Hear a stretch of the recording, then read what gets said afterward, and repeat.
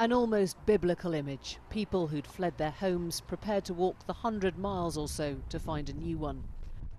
These are the ones that simply got sick of waiting, and so in strong mid-afternoon sun they left the makeshift camp of the station and made their way on foot to the Austrian border. They picked up what little they could, in some cases their own children, and they marched west to a frontier they can't even be sure will open to them when they arrive. Hundreds, maybe 1,000 left that way. For others, a route out under their own steam was impossible. Amidst the chaos and the confusion of the concourse, a baby was born here this week. Seta is just 4 days old. Her mother left Syria 8 months pregnant. She gave birth on the station floor. Youth is everywhere here. This guy is the youngest, and he's about 10. These boys are all travelling alone.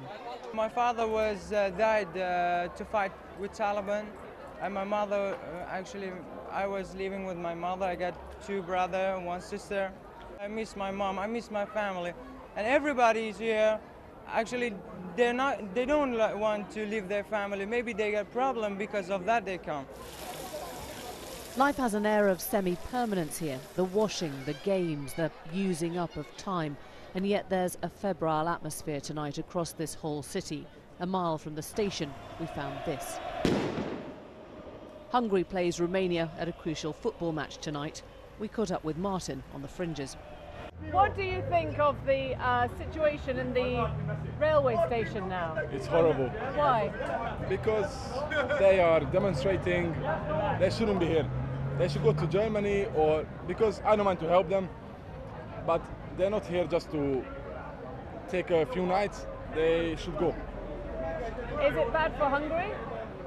I think yes, because have you seen the smell and the dirt, the rubbish?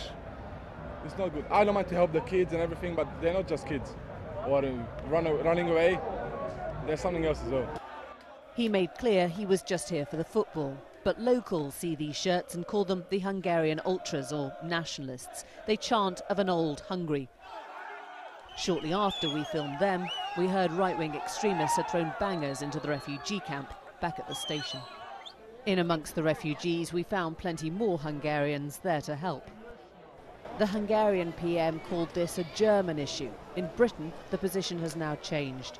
David Cameron conceded that leaving the problem alone was not an option. He's now confirmed Britain will take in more Syrian refugees, but only from the border refugee camps, not those who beat a path to the UK door.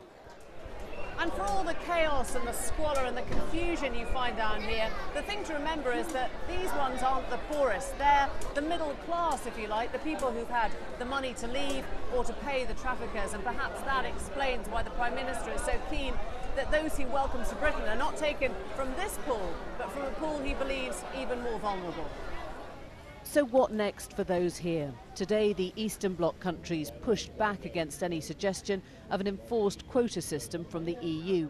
They're not used to having a big influx of migrants. They simply don't see why the richer ones can't bear the brunt.